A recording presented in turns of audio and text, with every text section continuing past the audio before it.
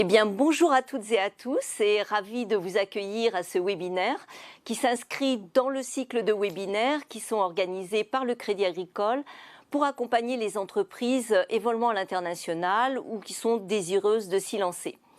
Et puis, désolée de ne pouvoir être en direct avec vous aujourd'hui car je suis actuellement en déplacement à l'étranger. Alors, en cette période particulièrement instable où les économies sont mises à rude épreuve entre crise économique, politique et sanitaire, nous vous proposons aujourd'hui d'évoquer les tendances mondiales du marché des changes et comment optimiser le risque de change. En effet, qu'elle soit petite, moyenne ou grande, toute entreprise qui est engagée dans des transactions en devises étrangères est confrontée à un risque de change. Et celui-ci peut lourdement impacter ses marges commerciales. Que ce soit des tarifs négociés dans une devise étrangère, les délais de facturation et de paiement, ou encore le rapatriement de devises, tout ceci sont des exemples et autant de raisons de craindre les fortes fluctuations de cours, de surcroît dans cet environnement incertain que nous connaissons actuellement. Alors, quels sont les impacts de la situation économique actuelle sur les principales devises et comment gérer au mieux le risque de change? Eh bien, pour répondre à ces questions, je vais maintenant laisser la parole à Catherine Lebougre, qui est économiste du groupe Crédit Agricole. Elle vous donnera un aperçu des perspectives macroéconomiques mondiales qui vont vous permettre d'anticiper les risques de fluctuation de devises auxquels votre entreprise pourrait faire face cette année. Et ensuite à Alexandre Kohadik, qui est responsable Foreign Exchange Corporate Sales, Global Market Division de CACIB. Il vous présentera quelques exemples de volatilité des marchés et vous expliquera comment minimiser votre exposition au risque de change. Ensuite, nous aurons bien sûr une session de questions-réponses. Donc, à cet effet, n'hésitez pas à nous poser toutes vos questions via le chat. Voilà, je vous souhaite un très bon webinaire. Eh bien, bonjour à toutes et à tous. L'idée de notre présentation est pour ma part de vous brosser à grands traits le scénario macro qui va permettre, en fait, comme cela a été précisé dans l'introduction, d'appuyer autant que faire se peut notre scénario de change. Donc, on va commencer par des choses qui sont en fait assez générales et je le reconnais assez compliquées pour l'instant et assez denses. Donc, je ne vais pas rentrer sur les détails de la slide. Simplement préciser que depuis le mois de février, nous avons inscrit dans notre scénario économique et dans notre scénario financier le choc lié à la guerre comme étant un choc s'installant dans la durée et dont les conséquences aussi bien économiques que financières ont vocation à perdurer et à imprimer leur marque de façon assez durable sur notamment les prévisions de taux et les prévisions de change. Le scénario géopolitique, je ne vais pas rentrer dans les détails. Je pense qu'on pourra vous envoyer aussi par la suite le scénario trimestriel que nous venons de mettre à jour et dans lequel, en fait, tous les propos seront véritablement détaillés. Ce qu'il faut retenir, c'est que ça vient véritablement percuter des économies qui se remettaient tout juste du choc du Covid sous trois formes. Un choc de commerce extérieur qui va véritablement impacter les économies qui sont très proches de la zone de conflit. Alors, soit les économies qui sont très proches sur tous les produits, puisque les belligérants, en fait, sont des intervenants dans le commerce mondial mineurs quand ils sont pris globalement, majeurs sur des produits essentiels que sont les énergies fossiles, mais que sont également les céréales et quelques composants industriels essentiels dans les processus de production. Mais pour le commerce extérieur, ceux qui sont véritablement affectés par les volumes, ce sont seulement les économies qui sont proches du conflit. Tous les pays le sont via le choc des termes de l'échange, c'est-à-dire la vitesse à laquelle les prix à l'importation augmentent par rapport aux prix à l'exportation. Et on verra à quel point ça peut être important pour le change des pays émergents. Un choc de demande parce que la guerre, c'est de l'inflation, c'est un choc d'inflation. C'est de l'inflation qui vient impacter directement la consommation et l'investissement. C'est un choc d'offres. dans la mesure où cette inflation, voire la pénurie d'intrants, vient percuter la production industrielle. Et puis enfin, c'est un choc de confiance, et on verra à quel point ces ingrédients irriguent le scénario et le scénario de change. Aux États-Unis, loin de la zone du conflit, impacté essentiellement par l'inflation. Quelques petits détails sur l'inflation aux États-Unis.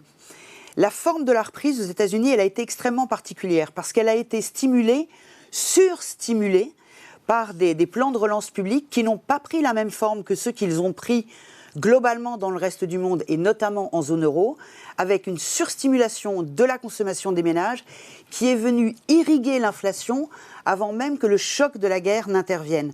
Donc on a une inflation totale qui remonte très vite, mais on a une inflation core, donc cette inflation sous-jacente hors composante volatile qui se redresse également très rapidement, à la différence de ce qu'on observe sur l'autre graphique dans la zone euro où on a ce décalage entre une inflation core qui reste plus sage et une inflation totale qui se redresse très vigoureusement.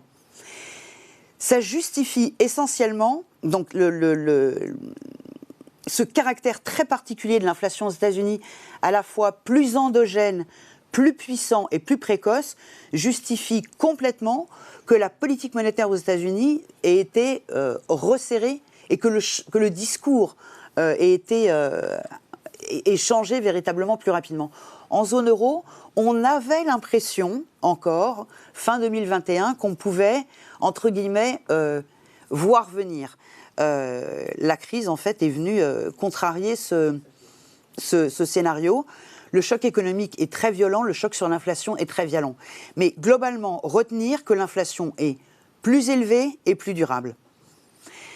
Je reviens un tout petit peu sur ce que j'avais dit avant, des États-Unis qui sont largement immunisés, mais on le voit sur cette courbe verte qui franchit la ligne horizontale jaune qui nous signale le niveau d'activité pré-crise, une reprise qui aux États-Unis a été très nourrie, très précoce, très rapide, avec des pressions sur l'inflation d'une nature très particulière.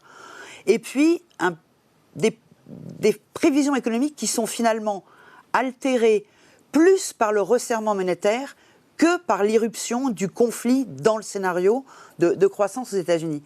En zone euro, proche de l'épicentre du conflit, des pays, les ex-pays d'Europe, enfin les pays d'Europe centrale et orientale, qui sont véritablement à la frontière de la zone du conflit, très affectés économiquement, une zone euro qui dans son ensemble est affectée par le prix de l'énergie, d'éventuelles ruptures d'approvisionnement, si ce n'est déjà des ruptures avérées, et un impact de la guerre qui véritablement tire les prévisions de croissance vers le bas.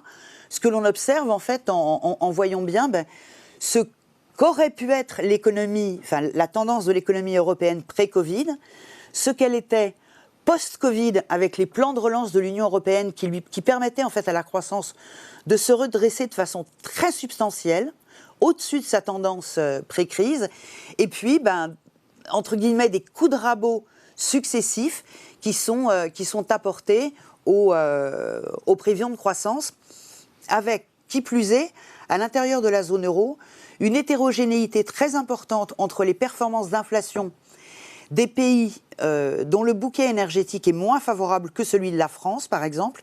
Donc on citera les pays qui sont traditionnellement évoqués, l'Allemagne et l'Italie, avec un bouquet énergétique où il y a beaucoup de gaz, beaucoup d'importations de Russie, et des pays qui ont une base industrielle, et de nouveau l'Italie et l'Allemagne, et qui sont plus impactés, par exemple, que des économies comme la France.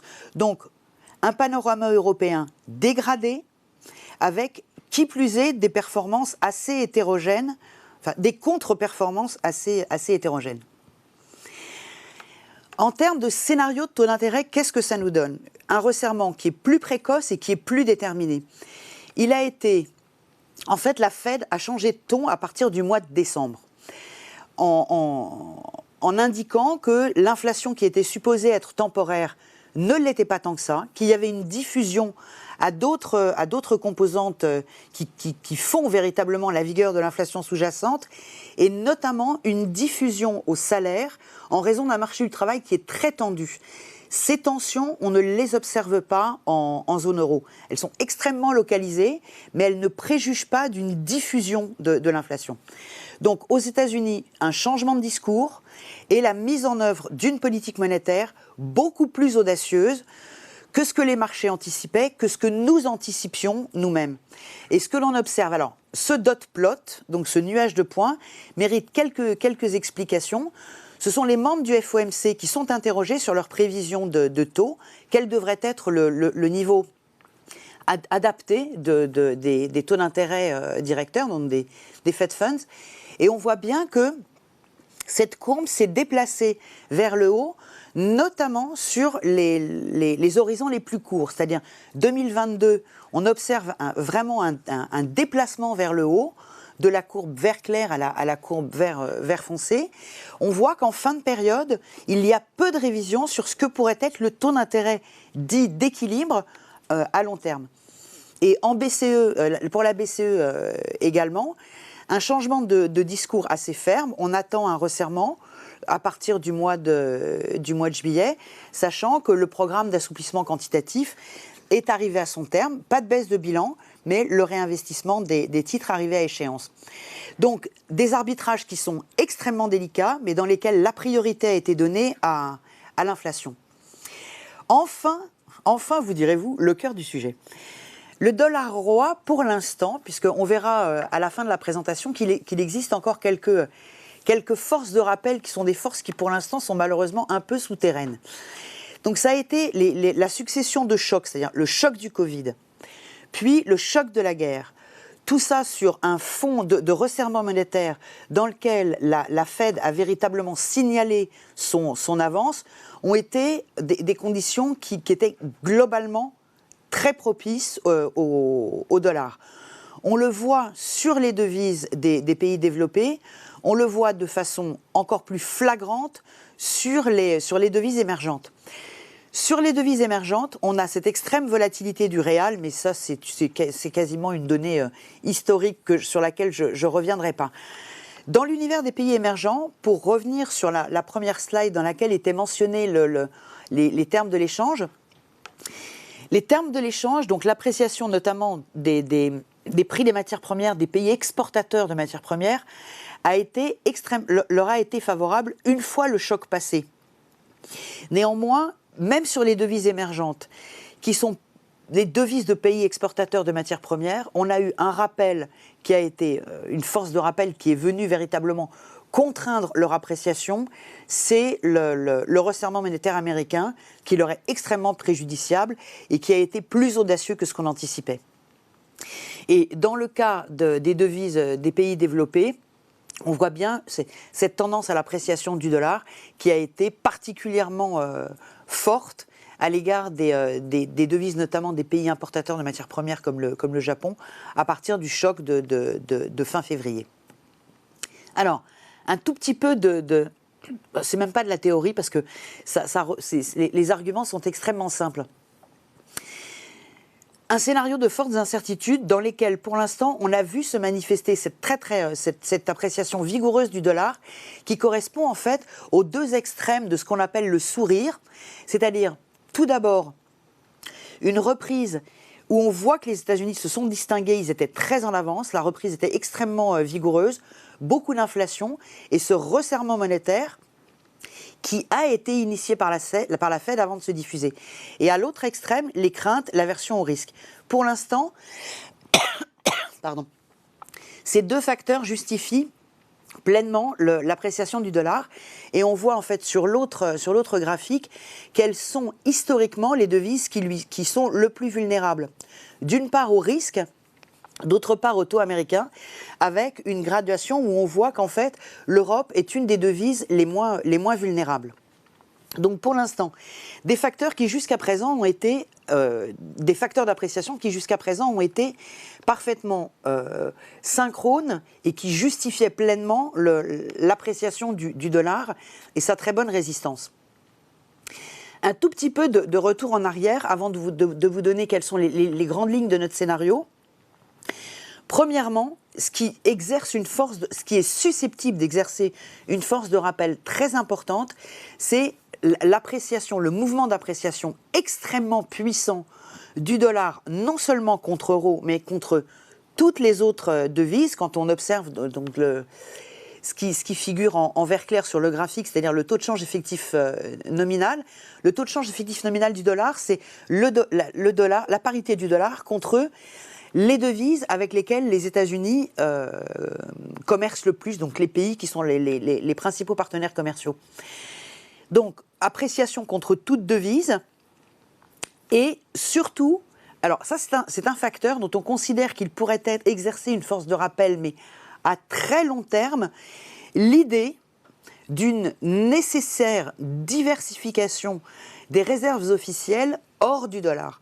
Pour l'instant, le problème, c'est que le mouvement n'est pas manifeste. Il s'était dessiné, mais avec cette microscopique intervention du yuan au sein des réserves de change qui sont les plus prisées par les banques centrales, mais on voit bien que ce mouvement n'est qu'un mouvement extrêmement timide. Donc, pour terminer mon propos, avant de passer la parole à Alexandre, ce que l'on a dans notre scénario central, c'est l'avance prise par le dollar. La plus belle partie de l'histoire nous semble être tout de même un petit peu derrière nous, parce que ce que l'on observe hors des États-Unis, c'est un resserrement en zone euro et des pays qui, un petit peu partout, à des vitesses diverses, sont en train de resserrer leur politique monétaire. Donc un différentiel de taux qui a vocation à jouer un petit peu moins en faveur du dollar qu'il ne l'a été jusqu'à présent.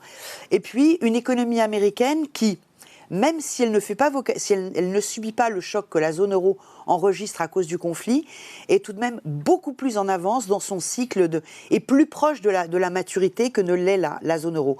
Donc on a introduit un soupçon de dépréciation du dollar contre euro, contre franc suisse, contre GBP sur la seconde partie de l'année. En revanche, un petit mouvement d'appréciation du dollar contre le zloty et contre le yuan, pour des raisons qui sont véritablement spécifiques. D'une part, à l'économie polonaise, pour laquelle le choc économique est très violent, et où la politique monétaire est assez contrainte, donc un resserrement un petit peu moins anticipé que ce que les marchés anticipent. Et puis le yuan, parce que c'est l'économie chinoise fait face quand même à des difficultés des difficultés conjoncturelles et des difficultés de pilotage économique assez importantes. Mais le maître mot pour terminer, c'est que bien qu'il existe des forces de rappel, il ne faudrait surtout pas qu'une mauvaise nouvelle géopolitique vienne percuter ce scénario. Donc pour nous, c'est un scénario baissier qui est extrêmement conditionnel et qui reste extrêmement fragile, voire un petit peu audacieux. Et donc je pense que Alexandre peut prendre la suite. Bonjour à tous. Ma partie va consister, si vous voulez, à vous donner quelques clés de lecture sur les variables en fait, qui composent, qui sont les composantes de la plupart des produits de couverture qui existent dans le marché aujourd'hui, que ce soit des produits simples ou des produits dits optionnels. Et voilà, ces petits tricks, ces petites clés de lecture que je vais vous donner, on va les retrouver dans des graphiques principalement. Et avant d'attaquer, je voulais vous montrer tout simplement, vous présenter, si vous voulez, le marché du change à date. Donc de quoi on parle clairement lorsqu'on parle du marché des changes? Le marché des changes, clairement, c'est le marché le plus actif du monde aujourd'hui.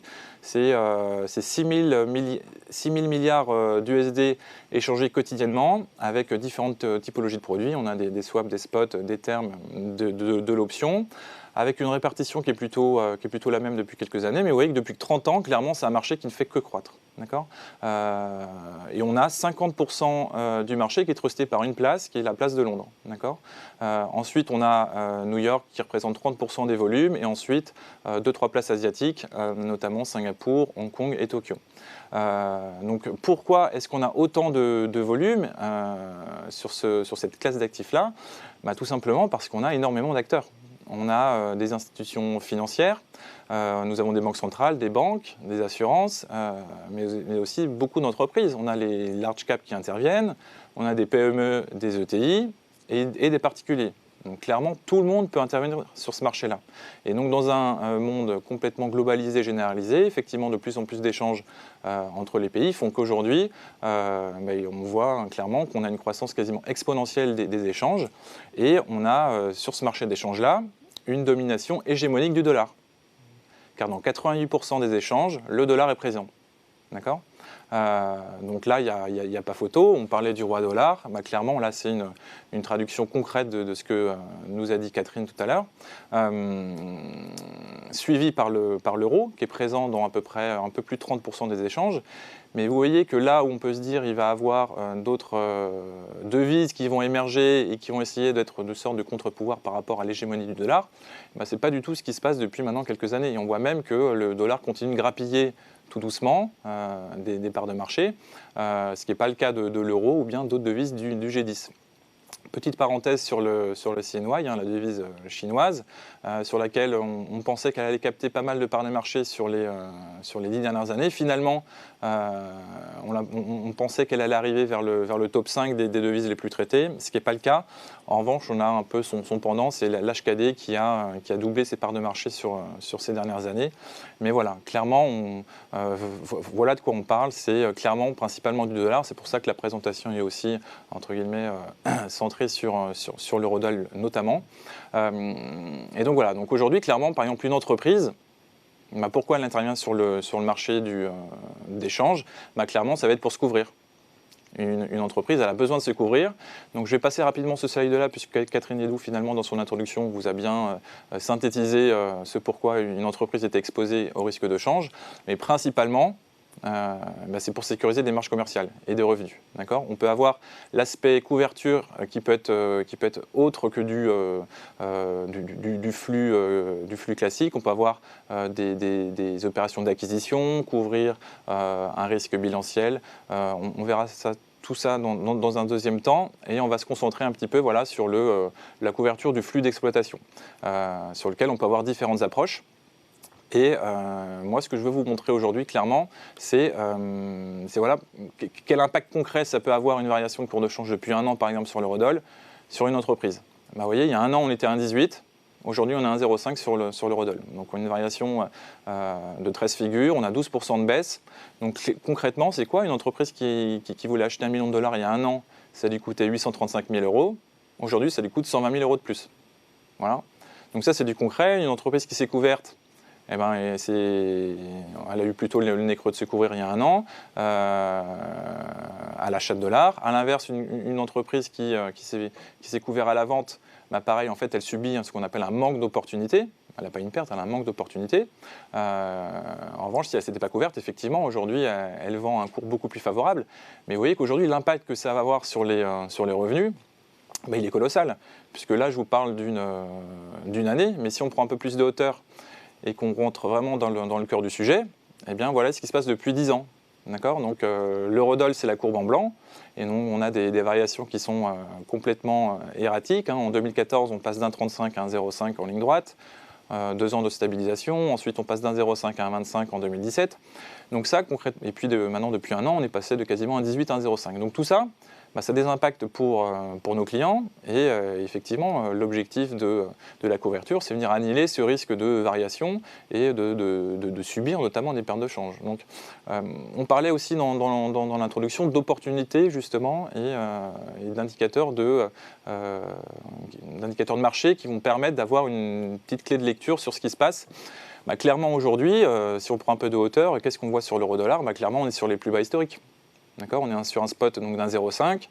C'est des niveaux qu'on avait vus assez rapidement en 2015 et 2017. Et on a eu systématiquement un rebond de l'eurodoll sur ces niveaux-là. L'eurodoll a été introduit sur un niveau inférieur à la parité, mais une fois qu'on les a passés, c'est un niveau qu'on n'a jamais revu par exemple. Vous voyez ? Donc aujourd'hui, de manière assez simple, il y a une opportunité pour un client qui est vendeur d'USD de se dire, tiens, effectivement, avec du bon sens, le change c'est aussi beaucoup de bon sens, c'est de se dire, tiens, effectivement, ça peut valoir le coup aujourd'hui d'enclencher des couvertures à court terme, parce qu'effectivement, le niveau de spot est intéressant. Des couvertures à moyen terme, on va nous dire que c'est un peu plus compliqué parce que vous allez donc subir les points de terme qui sont défavorables pour les vendeurs aujourd'hui. Plus vous allez loin dans le temps, plus ça va coûter cher pour un vendeur USD. Aujourd'hui, il y a une deuxième opportunité qui se présente pour un vendeur, c'est le niveau de volatilité. Et là, c'est la courbe qui est en bleu, que vous voyez en bleu. Et la volatilité, c'est quoi? Et maintenant, c'est l'indicateur de stress des marchés, qui est donc la courbe en bleu. Donc, c'est la volatilité implicite, donc c'est qui est pricée par les produits options, les call et les puts, et donc qui vous donne une certaine sensibilité et qui peuvent vous dire si c'est opportun ou pas de mettre en place tel ou tel type de stratégie optionnelle. Donc, si je passe le gros pic qu'on a eu en 2020 lié au Covid, dans un contexte de marché un peu plus classique, on voit qu'on est là sur cette courbe-là au plus haut depuis 5 ans. On est sur des niveaux quasiment de 9. C'est des niveaux qu'on n'avait pas vus depuis 2017. Et donc, un client, par exemple, qui est toujours à la vente du SD et qui cherche potentiellement à combler, à ne pas subir en fait, les points de terre qui vont lui être défavorables, si vous commencez à coupler niveau de spot bas plus une stratégie optionnelle, donc là où la volatilité va rentrer en ligne de compte dans le pricing du produit, et bien là on va pouvoir gommer tout ou partie des points de terme et donc pouvoir vendre sur des niveaux par exemple de spot, voire mieux, voire des niveaux meilleurs. Vous voyez, donc on a une opportunité sur le niveau du spot et une opportunité au niveau de l'option. À l'inverse des clients qui sont aujourd'hui à l'achat de dollars, effectivement, beaucoup hésitent à enclencher aujourd'hui des couvertures, notamment massives, avec du spot ou bien des opérations d'achat à terme simple, parce que le cours il est bas. Le cours est bas, donc est-ce qu'on va rebondir ou est-ce qu'on va casser ce niveau d'1,05 pour arriver à la parité? Clairement, on n'en a aucune idée. En revanche, on peut essayer de compenser et de se dire aujourd'hui, grâce à ce niveau de volatilité, on peut essayer de capter des cours beaucoup plus intéressantes toujours dans le monde optionnel parce qu'on intègre ce niveau de volatilité qui est assez élevé. Donc la combinaison des deux font qu'aujourd'hui on peut avoir quand même des opportunités à la vente et on peut essayer de compenser le niveau de spot bas justement par un niveau de volatilité qui est assez élevé.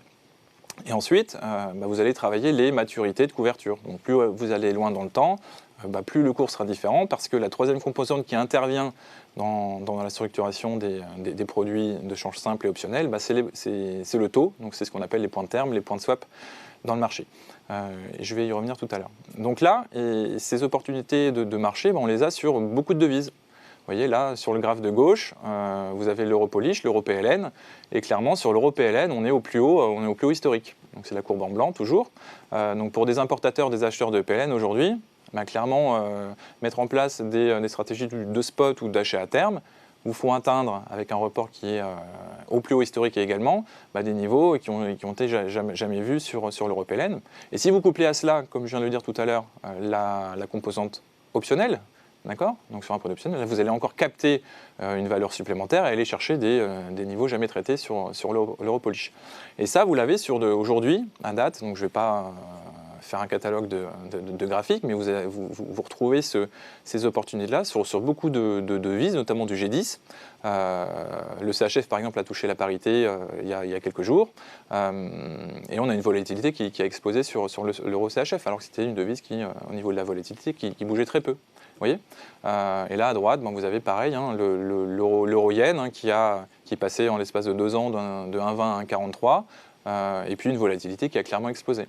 Donc dans tous les cas, il y a toujours, effectivement, on ne peut pas avoir un produit miracle qui convient aux acheteurs et aux vendeurs, c'est impossible. En revanche, dans un cas ou dans l'autre, à chaque fois, il y a une opportunité quand même de niveau de spot, puisqu'on est souvent sur des plus hauts ou des plus bas, et après on a la volatilité qui permet de compenser justement, ou bien d'améliorer vos cours de couverture simple. Maintenant, je viens à la troisième composante. Rappelez-vous, je vous ai parlé du spot, de la volatilité. Et qu'est-ce qui intervient dans la structuration des produits de couverture, notamment si vous allez sur des couvertures à terme, que ce soit encore une fois des achats à terme simples ou des ventes à terme simples, ou bien des produits qui vont faire optionnel accumuler ou vendre à terme des devises, la composante taux. Et alors, sur le graphe de gauche, qu'est-ce qu'on remarque? On a trois courbes. La première en blanc, c'est les points de terme à 1 an en eurodoll.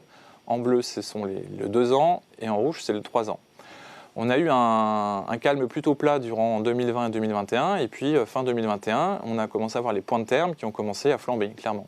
Le 1 an est passé de 100 points à 300 points quasiment. Vous voyez que le 2 ans, on était encore en fin d'année à 200 points. Maintenant, on est à 400, 450. Et donc ça, c'est clairement finalement la résultante des politiques monétaires des banques centrales, comme le disait Catherine. Et depuis fin 2021, on a la Fed qui avait préparé le marché à une hausse des taux.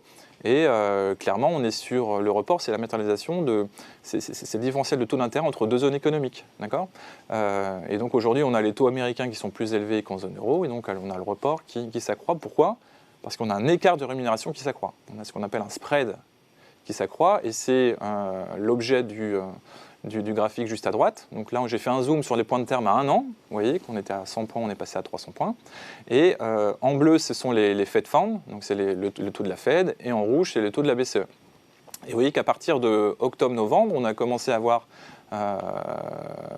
les points de report qui se sont quantifiés, sur anticipation justement de la part de la Fed qui a préparé le marché à une hausse des taux, alors que la BCE ne bougeait toujours pas. La BCE, pendant longtemps, n'a pas bougé au niveau d'une hausse future des taux. Et donc, le marché a commencé à acter 1, 2, 3 hausses des taux, donc par des paliers de 25 points de base. Et ensuite, ça a été confirmé, vous voyez, en mars-avril par une deuxième hausse des taux de la part de la Fed, non plus de 25 points de base, mais de 50 points de base. Et ensuite, on est arrivé sur un petit plateau en avril, début mai, où là, on a eu un petit reflux, puisque ça y est, la BCE a enfin commencé à évoquer des hausses probables à venir, qui étaient initialement en décembre, puis en septembre, puis en juillet. Donc en termes de timing, ça s'est accéléré. Et puis même à un moment donné, en début, voire fin mai, le marché anticipait même potentiellement 50 BP de hausse des taux de la part de la BCE. Donc, qui ont été finalement actés à 25. Et en parallèle, boum, on a la Fed qui a, elle, fait une hausse non pas de 50 points de base, vous voyez, mais de 75 points de base. Donc c'est pour ça, que l'écart, vous voyez, le spread, c'est écarté. Et donc le report, tout simplement, en fait, continue de grimper. Et autant sur le spot et la volatilité qui est finalement la résultante des variations aussi du spot, à l'instant T, mais aussi à venir, autant il est peut-être possible d'avoir une lecture un peu plus fine à moyen terme sur les points de terme, ce qui peut vous aider, vous, clients, dans la prise de position, de décision. Donc nous, comment est-ce qu'on peut essayer d'anticiper ça ? On se base tout simplement sur des projections qu'on peut avoir. Donc à gauche, sur les deux graphes de gauche, vous avez les anticipations à venir des banques centrales. En haut, c'est la BCE et en bas, c'est la Fed. Donc clairement, si je prends la troisième colonne du premier graphique, donc à droite, vous avez entre 6 et 4, vous avez 5. C'est les 5 hausses des taux qui sont prévues avec des pas de 0,25. Donc 5 fois 0,25, ça fait 1,25. C'est-à-dire que d'ici la fin de l'année, le marché anticipe que les taux en zone euro vont monter à 1,25%. Donc aujourd'hui, on est à moins 0,5. Donc si vous faites la différence des deux, on arrive sur peu ou prou du 0,75% à fin d'année. D'accord ? Juste en dessous, c'est la même chose pour la Fed. Si je prends à fin d'année, où est-ce que le marché anticipe que les taux seront, on a 7 hausses des taux de 25 points de base. Ça fait 1,75% de hausse d'ici la fin de l'année à venir. 1,75 plus les taux qui sont aujourd'hui à 1,75, ça fait 3,50. D'accord ? Donc 3,50 contre du 0,75, ça fait un écart de 2,25%. Donc, alors qu'aujourd'hui, vous voyez qu'ici, on est à 1,75 moins 0,50, on est à 2,25%. D'accord ? Donc aujourd'hui, on peut se dire que sur le marché des taux, des points de terme, on pourrait avoir plutôt une stabilisation du point de report qui pourrait peut-être grimper à court terme parce que là, ce sont les deux graphes de droite. Donc je trouvais ça intéressant de vous les mettre, même si c'est peut-être... On quitte un peu la sphère du FX, mais je trouve ça intéressant quand même. Ce sont les perspectives de taux euro en haut et dollar en bas à différentes maturités données. Les courbes en jaune, qui sont à chaque fois la courbe en bas, étaient les courbes de taux anticipées en début d'année. Et vous voyez que depuis, vous avez une translation historique à la hausse de la part des taux US et euros, et donc des taux qui ont clairement flambé. D'accord ? Et vous voyez qu'on a une flambée encore plus à court terme aux US qu'en zone euro, donc la fameuse inversion de la courbe que tout le monde vous parle. Et c'est pour ça qu'on a eu le report à court terme, vous voyez, sur le 1 an, qui a dépassé son plus haut annuel, alors que ce n'est pas le cas pour le 2 ans et 3 ans, par exemple. D'accord ? Et donc, si on regarde ensuite les différentiels de taux, on s'aperçoit qu'on pourrait avoir un différentiel de taux qui va revenir sur peut-être du 1,50 dans 1 an. Là, aujourd'hui, on est sur du 1,75 et on passe du 1,75 pour la fin de l'année. Donc ça, ça permet en fait d'essayer d'évaluer, d'anticiper où seront, alors ça vaut ce que ça vaut, mais d'avoir une sorte de projection sur où pourraient être les taux selon les maturités données, les points de terme à fin d'année. Puisque rappelez-vous, hein, on a 3 composantes qui vont rentrer dans la construction de nos prix, spot, vol et les points. Et les points vont intervenir sur tous les produits donc, de terme ou d'accumulation. Ça ne va pas rentrer en compte pour tout ce qui est produit à livraison immédiate ou bien du spot. D'accord ? Et avec ces 3 variables-là, eh bien, elles ont des impacts sur différentes classes d'actifs de couverture. On va avoir les actifs fermes, couverture ferme, donc le terme ferme. Vous voyez que là, c'est forcément hypersensible au spot. Et si vous faites des achats à terme ou des ventes à terme, bah, vous allez subir 100% des points de terme. En revanche, la volatilité a très peu d'influence en fait, sur les couvertures simples et fermes. Ce qui n'est pas le cas de l'achat d'option, mais l'achat d'option est dans la famille de la couverture ferme. En revanche, un achat d'option est très sensible à la volatilité. Mais vous voyez que tout est imbriqué. Et là où on a les 3 variables qui influent le plus, c'est finalement dans la famille des couvertures optionnelles, avec que ce soit des produits optionnels simples ou un peu plus sophistiqués. Vous voyez que la volatilité notamment est ultra sensible et souvent peut être plus sensible même que les niveaux de spot. Puisqu'à la mise en place, vous allez avoir une bonification qui va être liée à une contrainte, une incertitude. Hein. Dans le monde optionnel, on n'a pas rien sans rien. Si vous avez une bonification à la mise en place, c'est qu'il y a quelque chose en face. Donc souvent une incertitude sur les montants qui vont être achetés ou vendus. Mais voilà, si vous combinez un niveau de spot qui peut-être n'est pas assez favorable pour vous, pour un acheteur USD, ou bien qu'il l'est pour un vendeur USD. Vous combinez ça avec un niveau de vol historiquement haut et des points de terme qui sont ce qu'ils sont aujourd'hui, eh bien vous construisez un produit de couverture optionnelle qui peut faire sens en diversification par rapport à ce que vous êtes déjà en stock. Ça, c'est les 2 grandes familles de couverture dans la couverture du business d'exploitation. Et ensuite, on est aussi en capacité, le groupe Crédit Agricole est en capacité de proposer d'autres typologies de couverture. Donc on a notamment de plus en plus de problématiques de demande de ce qu'on appelle des hedges d'acquisition, d'accord ? Donc des clients qui vont aller acheter des cibles au Royaume-Uni, en Suisse, en Pologne ou bien aux États-Unis. Entre le moment où vous allez commencer les premières discussions et vous allez émettre un premier prix ferme qui va mettre potentiellement du temps à être accepté, et le closing final, il peut se passer 1, 2, 3, 6 mois, 9 mois, 1 an. Et donc forcément, vous êtes potentiellement en risque sur un mouvement défavorable de la parité qui va faire qu'in fine, ça va renchérir le coût de votre acquisition. Donc le groupe Crédit Agricole propose de plus en plus, notamment à des ETI dorénavant, des couvertures, ce type de couverture, notamment des termes contingents. Aujourd'hui, de plus en plus aussi de PME, ETI se posent la question de couvrir leur change bilanciel. Vous avez une filiale aujourd'hui aux États-Unis sur un eurodoll qui est potentiellement hyper favorable. Donc cristalliser la valorisation d'un actif aujourd'hui en dollars ou en CHF où on est sur le plus bas historique, ça peut faire sens. Du moins, ça se regarde. Et donc, on avait des demandes qu'on n'avait pas il y a encore quelques mois. Et on a à nouveau Donc là aussi, il y a des opportunités à ce niveau-là. Et garder en tête qu'également, tout ce qu'on propose en couverture ferme ou bien optionnelle, ça peut se dupliquer également sur toutes les devises qui sont non livrables. Hein. Ce sont les fameux NDF. Donc là-dessus, le groupe est clairement à la disposition des clients et organisé de manière mondiale. Vous voyez que, pour rappel par rapport au premier slide, vous voyez que le groupe est sur les 5 centres de liquidité que j'ai évoqués tout à l'heure. Donc nous sommes présents à Londres, à New York, à Singapour, à Hong Kong et à Tokyo, pour finalement proposer un service de qualité, un pricing compétitif et de la liquidité à tout moment.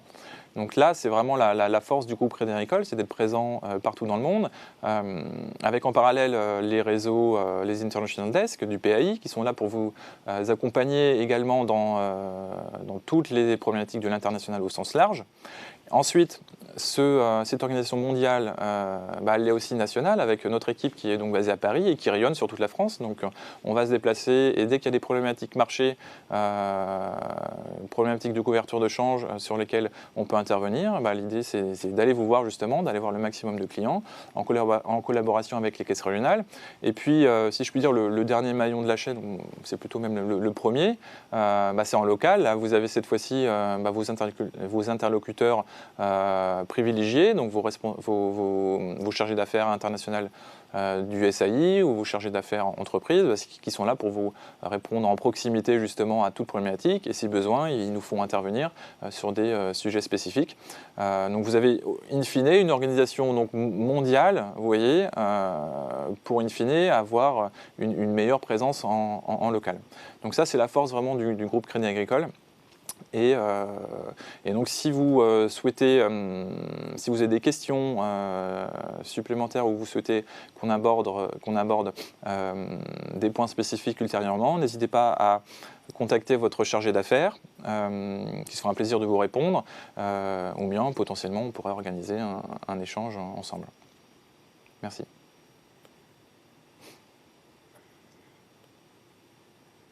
Questions-réponses. Alors, on avait reçu des questions. Si vous avez encore des questions à nous adresser, n'hésitez pas à nous les faire parvenir via le petit module là, Q&A. Il y avait deux questions sur lesquelles je peux dire quelques mots. Tendance évolution du dollar. Bon, elle a été abordée durant la présentation, mais qui était tout de même une présentation un peu rapide. Donc, j'y reviens simplement en quelques mots. L'idée, c'est le scénario que l'on a bâti, c'est un scénario dans lequel on a tous les avantages dont bénéficie le dollar actuellement et qui ont véritablement, comme Alexandre l'a indiqué, qu'ils l'ont propulsé à des niveaux historiquement élevés. C'est voir ces forces de soutien s'effriter un tout petit peu. S'effriter un tout petit peu parce que la BCE entre enfin en action. Et ça, c'est le facteur le plus important, notamment pour la parité euro-dollar, bien évidemment. Le problème, c'est que ce que l'on suppose dans le scénario de la BCE, c'est qu'il y aura une action par les taux, bien évidemment, parce que son objectif, c'est avant tout, elle en a fait une priorité, lutter contre l'inflation. Le problème, c'est que l'arbitrage, il est extrêmement délicat parce que l'inflation, elle est encore très largement de nature importée. Donc le problème, c'est que c'est pas comme aux États-Unis, une inflation qui est importée et due à la vigueur du cycle. Donc les leviers pour calmer l'inflation en termes de taux, l'exercice va être extrêmement délicat. Et puis il y a une autre chose, un autre point, et qui est un point de fragilité également pour la zone euro, c'est en fait le fait que on voit bien que et le choc économique, et le choc d'inflation, et la fragilité en termes de spread souverain font apparaître le risque de fragmentation de la zone euro qui a été quand même pas mal commenté ces derniers temps. Et on sait bien qu'historiquement, les zones de fragilité de l'euro sont des zones durant lesquelles il y a un problème institutionnel ou un problème de mise en œuvre d'une politique monétaire extrêmement compliquée. Et là, on entre dans cette période. Un resserrement sur fond de faiblesse économique, mais d'inflation qui va rester forte, avec simultanément une question qui va assez rapidement devenir une question institutionnelle, qui est quel outil la BCE peut-elle mettre en place, quel outil ad hoc pour faire en sorte que le risque de fragmentation soit limité. Donc en fait, le scénario que l'on a développé pour l'euro et qui est un scénario relativement favorable à brève échéance, il est quand même conditionné par des facteurs importants et des questions qui sont des questions lourdes puisque des questions institutionnelles. Donc bon, tout ça est un peu... tout ça, les propos d'Alexandre sont beaucoup plus concrets que les miens. Et puis on a vu également une question sur l'impact du découplage entre les États-Unis et le bloc dirigé par la Chine. Bon, ça, nous, c'est dans le scénario, c'est quelque chose qui fait partie de notre scénario depuis longtemps. C'est-à-dire un monde qui devient un monde un peu moins globalement globalisé, mais plus multipolaire. Le problème, et les graphiques d'Alexandre illustraient bien la question, c'est que pour avoir tous les attributs d'une vraie devise de référence, il faut être à la fois une devise de facturation, une devise de règlement et une devise de réserve. Et le problème, c'est que les devises, comme le CNY, ne le sont pas pour l'instant, parce que d'abord, c'est une devise qui n'est pas librement convertible. Pour qu'elle soit librement convertible, il faudrait que ce qu'on appelle les opérations du bas de la balance des paiements, c'est-à-dire pas les opérations en devises sur biens et services, mais véritablement sur tout ce qui est flux de capitaux, soit complètement ouverte. Or, pour l'instant, ce n'est pas le cas, et ce ne sera pas le cas à brève échéance. Pourquoi ? Parce que l'attention des autorités de Pékin est véritablement concentrée sur la gestion de leur développement, de leur conjoncture. Ils ne vont pas, en plus, se rajouter une contrainte de change absolument ingérable et ouvrir le compte de capital très vite. Parce que, qui plus est, si le compte de capital était ouvert, ce serait fort probablement un facteur assez puissant d'appréciation du yuan, dont ils ne veulent pas, dont ils n'ont pas besoin. Par ailleurs, ça introduit beaucoup de volatilité, ça complique, mais dans des proportions incroyables, le pilotage macro. Donc ils ne le feront pas à brève échéance.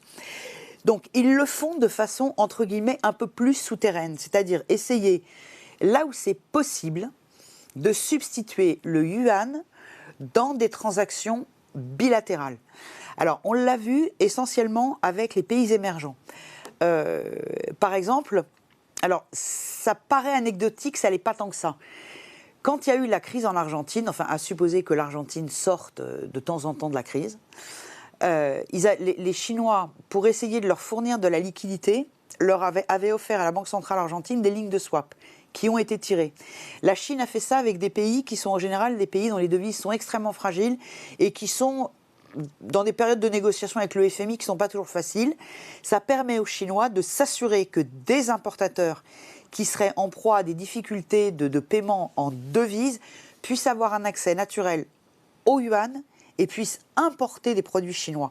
Donc pour l'instant, c'est une stratégie qui est assez ciblée et mais qui ne fait pas encore du yuan une devise de référence. Donc la substitution, non. La montée en puissance très lente et pilotée par les autorités de Pékin, à terme, oui, mais un terme lointain.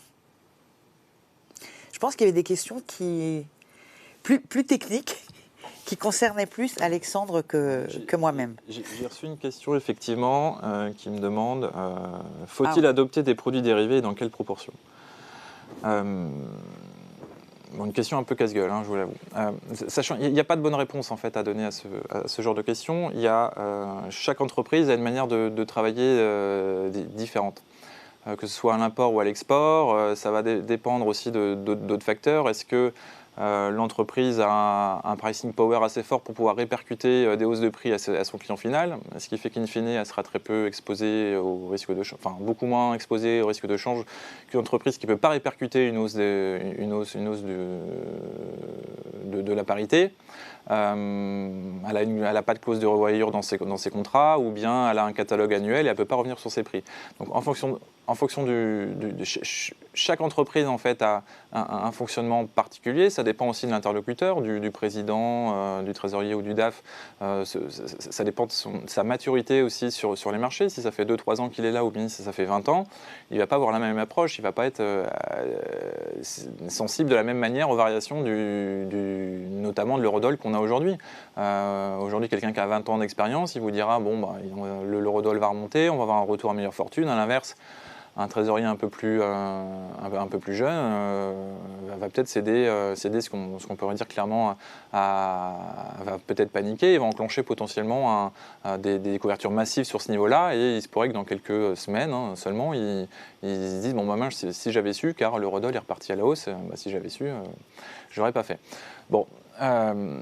Donc ensuite, la proportion de produits structurés et de produits optionnels, elle dépend de tous ces facteurs-là. Et puis ça dépend aussi de la manière dont vous travaillez sur, notamment, on a beaucoup d'acteurs de l'aéro, du textile ou bien dans d'autres business qui bossent avec des courts budgets. D'accord ? Donc ils établissent un court budget en amont pour notamment dans le textile avoir des acheteurs sur lesquels ils vont faire leur prix catalogue, et ça va être sur une saison et le court budget va être à défendre sur la saison donnée. Et est-ce que le court budget va être ambitieux par rapport au spot du moment ? Donc on est à 1,05 sur l'eurodoll, donc si vous donnez un court budget à 1,10, 1,12 à l'achat de dollars, effectivement vous n'y arriverez pas en faisant du spot ou bien du terme, donc il va falloir basculer dans le monde optionnel, donc mettre le curseur à ce niveau-là pour aller atteindre ces niveaux-là. À l'inverse, si vous avez un court budget qui est plutôt à la parité, sur un spot d'un 0,5, voilà, le curseur, ça sert, j'ai envie de dire, à rien de jouer à se faire peur. Vous allez plutôt aller sur des choses simples parce que vous défendez de manière, justement, avec des outils simples, en faisant du spot ou du terme, vous arrivez à défendre largement votre court budget. De manière générale, puisqu'il y a une autre question qui arrivait en parallèle, c'était quel volume de spot faut-il conserver? Donc si je recouple avec la question sur les produits dérivés, de manière générale, il faut diversifier. Si vous diversifiez votre risque, il faut diversifier potentiellement les produits de couverture que vous mettez en place. Donc clairement, il faut garder du spot. Clairement, du non couvert, de ne pas se couvrir. Hein. Ne pas se couvrir, c'est un acte de gestion. Hein. C'est potentiellement le risque le plus spéculatif qui existe, puisque vous lancez une pièce, vous avez une chance sur deux. Il faut faire du ferme, clairement, en partie. Et selon votre volonté ou pas d'aller capter un peu de surperformance, vous pouvez faire une petite partie, effectivement, de diversification pour aller sur de l'option. Donc il n'y a pas de règle immuable, ça dépend aussi d'où on est du contexte de marché. Aujourd'hui, des vendeurs USD, ils aimeraient bien juste compenser justement ces points de report qui sont en défaveur, donc ils regardent notamment un peu plus des structures optionnelles parce qu'on peut se rapprocher de la parité en termes de cours de vente, mais in fine, faire des ventes à terme ou du vente spot, c'est très bien puisqu'on a beaucoup de courts budgets qui sont au-delà du indice. Donc aujourd'hui, aller sécuriser à la vente des niveaux à moyen terme, long terme sous indice, eh bien, ça permet d'être assez confort sur 2023, voire même certains clients qui commencent à couvrir 2024. On a reçu une question sur, aux États-Unis, on parle de stagflation, quel impact sur les taux euros, disparité des économies européennes et la vision, la mienne déjà, sur le marché des changes avec la hausse de la demande énergétique en hiver. Le risque de stagflation, on l'évoque pour les États-Unis, on l'évoque aussi pour la zone euro. Nous, dans le scénario central que l'on vient d'élaborer, on n'a pas encore...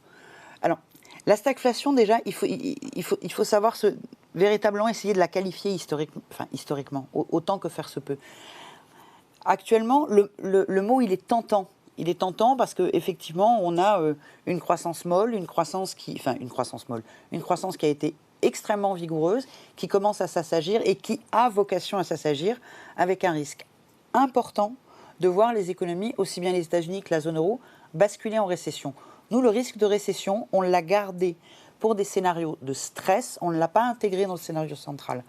On a des variations trimestrielles du PIB, sachant que la définition technique de la récession, ce sont 2 trimestres consécutifs de contraction du niveau d'activité. Nous, ça, on ne l'a pas encore inscrit dans le scénario central. La stagflation, il faut aussi le voir comme une période extrêmement particulière des années 70, début des années 80, où on avait véritablement un système de ce qu'on appelle de boucle prix-salaire, c'est-à-dire véritablement un niveau d'activité faible, mais où chacun des participants au jeu des prix avait quasiment la certitude de pouvoir négocier les augmentations de salaire, pour le chef d'entreprise les accorder, sachant que ces augmentations de salaire seraient intégrées dans les prix. Donc cette espèce de spirale dont généralement il n'y a pas de grand gagnant et entre guillemets la croissance trinque.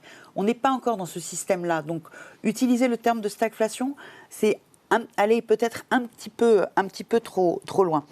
Donc conséquence pour les taux euros, si jamais on a véritablement aux États-Unis un accident sur la croissance, alors cet accident, donc moi comme j'ai dit, on ne l'a pas encore intégré dans le scénario,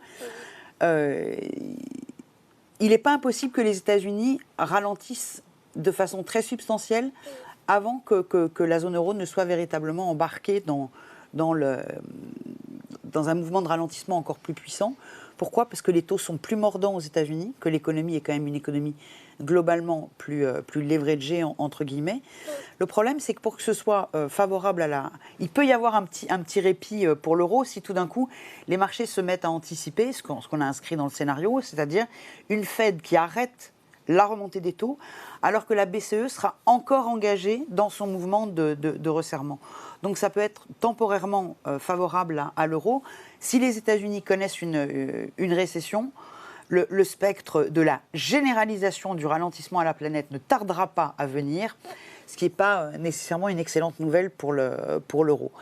Et on observe en fait, sur la deuxième partie de la question, mais ça il faudrait qu'Alexandre le confirme, nous d'un point de vue macro, on observe mais peut-être parce qu'on regarde probablement les choses d'un petit peu trop loin, pas une extrême saisonnalité sur les taux de change.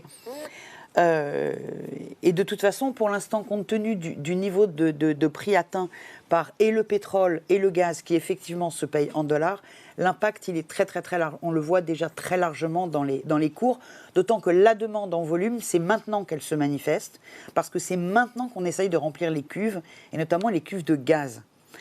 Donc je ne suis pas sûre que le facteur saisonnier soit aussi important et aussi décisif que ça.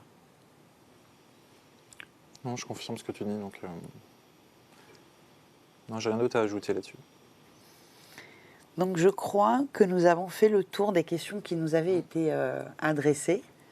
Et je pense qu'il est effectivement possible, pour répondre à la dernière question, de vous faire parvenir la présentation.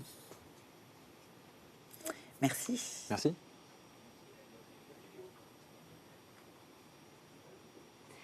Eh bien, un grand merci à nos experts pour ce panorama très complet. Alors, vous l'aurez compris, le groupe Crédit Agricole est bien sûr à vos côtés pour vous accompagner dans votre développement international.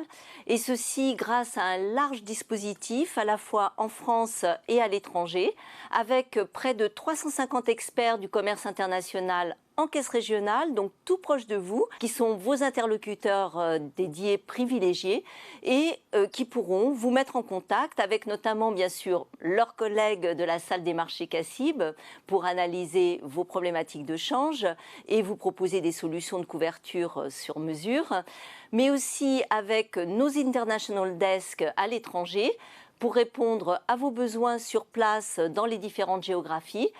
Sans oublier bien sûr les publications de nos économistes CASA sur cette thématique ou sur bien d'autres que vous pourrez retrouver sur les sites internet qui s'affichent actuellement à l'écran.